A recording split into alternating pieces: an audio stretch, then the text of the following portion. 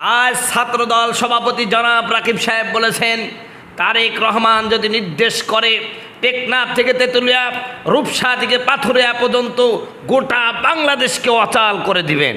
আমি বলি, প্রিয় রাকিব ভাই, আর বাংলাদেশকে অচল করেন না। যদ্দূর করেছেন খুব ভালো করেছেন, আর করেন না।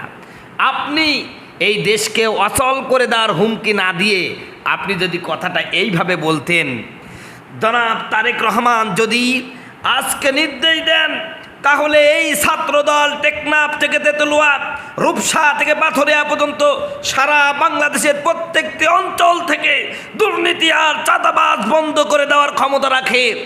এই কথা যদি আপনি বলতেন, গোটা বাংলাদেশের মানুষ আপনাকে সাধুবাদ জানাতো, গোটা বাংলাদেশের মানুষ আপনার জন্য দোয়া করত, গোটা বাংলাদেশের মানুষ আপনাকে একজন সফল নেতা বলতো, গোটা বাংলাদেশ আপনাকে নিয়ে স্বপ্ন দেখত।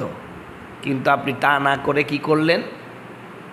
আপনি বললেন যে এই বাংলাদেশকে আপনি অচল করে দেবেন। এই বাংলাদেশ কার? এই বাংলাদেশ তো আপনার। আপনার দেশ আপনি কেন অচল করবেন? এটা কি ঠিক? কখনোই ঠিক না।